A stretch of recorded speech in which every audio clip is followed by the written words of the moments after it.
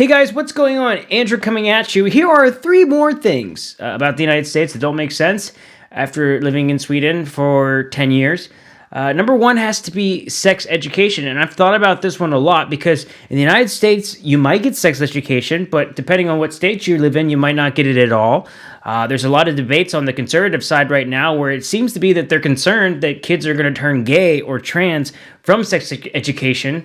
They have called out teachers for this, and I feel like teachers constantly are getting caught in these political battles back and forth, where if you look at a country like Sweden, where they do start sex education at a young age, and then they go back to it, and they educate people, and you don't have as much of the shame around sex here, like woven in with the religious side of things, and wouldn't you know it, like they have a much lower birth rate amongst teenage pregnancies than the United States does.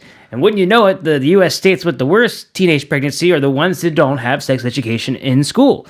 And someone like me, I just feel like teaching kids sex education is just a social responsibility that should be mandatory. And if you don't think that's the case, then I don't believe you're a good person. Like, I just don't. And I think that you're anti-education. And you can hide behind religion if you want to. But at some point, you got to admit that there's some problems here. Because if you truly want to have, in my opinion, less abortions, less other complications in general, well, then giving people a safe sex option is a reality. And I'm sorry, like, it's okay if you want to wait till you get married. It's okay if you don't want to have sex for religious reasons. I'm cool with all of that. But there's 8 billion people on the planet, yo. Like, we're obviously pretty good at having sex. And again, we want to prepare kids for the future to be, fully functional adults that benefit society. And I'm sorry to say this, but we want the adults to have safe sex, right? So we need to start early, and we need to educate people. Because I think in a lot of cases in the United States where these things happen, it's really just poor education, or maybe they don't have access to affordable birth control or sex ed in general.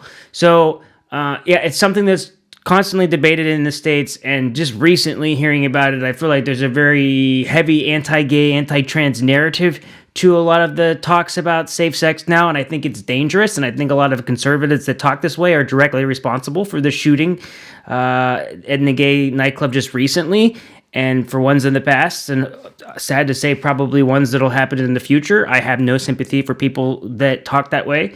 There is blood on your hands, and I'm not afraid to say that. There's blood on your hands. You're responsible directly for this behavior and this narrative that is being pushed and passed. The fact that kids just want to have, like, the fact that we're talking about teaching kids safe sex here, and you are attaching it to this horribleness of how you're comparing it and attaching this anti-gay, anti-trans narrative, when really just having these safe sex discussions in school, we're just talking about how LGBTQ people exist. That's it. That's all they want. They want to be able to exist, right? So it doesn't make sense to me. I think clearly the midterms in the United States show it doesn't make sense to the majority of the country, this push. And hopefully the U.S. pushes in the direction of being socially responsible and actually lowering the teenage birth rate. Okay, and then number 2, going off of this, and I'm sorry that so many of these are like social issues, but the whole fascination with like bathrooms and like transgender bathrooms, just the bathroom situation in general in the States doesn't make sense to me, because when I first came to Sweden, and like if you go to a train station in Stockholm, for example, it's like a co-ed bathroom, which for me is super weird. I've never been in a bathroom before where there was men and women. But check this out, like each bathroom you go into is like its own private bathroom. So it's not like I'm using a urinal next to someone else, right? There's a toilet there and the whole door completely closes. And it's at that moment I was like, wow, there's all these debates back home about what bathrooms can people use. And I know that trans people want to be able to use the bathroom they feel so safe in. And there's these debates going back and forth that I think to myself, like, in Europe, at least most of Europe that I've been to, and most public areas, they might have a men's bathroom or a female's bathroom or a woman's bathroom, but in most cases, they'll just have like a bathroom that only one person could go in and at a time, or bathroom set up that way where it's like a co-ed bathroom where you can wash your hands, but each individual bathroom. And I feel like that would solve so many issues and problems if everybody just got their own individual bathroom. And like US bathrooms compared to like Europe, like they're free. I'll give you that. But they're always, I don't get it, man. There's like that, every stall you go into, there's that little nook you can like look through. I don't understand who's designing these bathrooms, yo. But that doesn't make sense to me. So clearly, I think that, I would want to live my life, and maybe you just make bathrooms that one person goes in at a time. Then I don't have to hear about your terrible opinion, and then you have nothing to complain about, and then everybody can live their life and be happy. I think that's the way to fix it. We got to fundamentally change all bathrooms in the U.S. Maybe that's a ridiculous point or a ridiculous argument, but it just would be one way to solve the issue. And it doesn't make sense to me in general why people get so upset about that issue in that bathroom, because I don't think it's a massive big issue, and I think you can solve it that way. Number 3 has to be Americans' attitudes towards taxes. Now, first of all, I understand it. Because if you're an American, you hate taxes. But if you compare that, if you say to people in America, do you like paying taxes? They would say, no, I want to pay less taxes. I mean, we celebrate people that find a way to get tax breaks and change things on their taxes and giving the money to Uncle Sam. But if you say to a Swede, like, are you happy with where your taxes are going, or do you like pay taxes? Do you like paying taxes? They're going to say 99% of the time, like, yes, I love it. It works.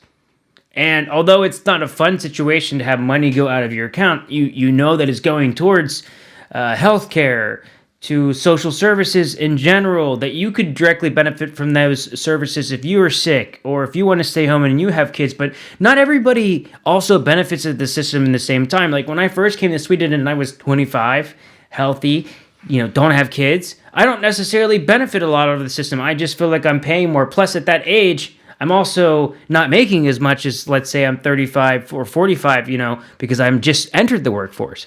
But yet, even then, and the majority of people that age are happy paying taxes because they see that it goes to something. Where in the U.S., a lot of times our taxes don't go to work. The first time I really thought that I felt like I ever got something from the States was when we got the $1,000 from the U.S. during COVID. Now, I guess you can make an argument that led to, the higher inflation we have.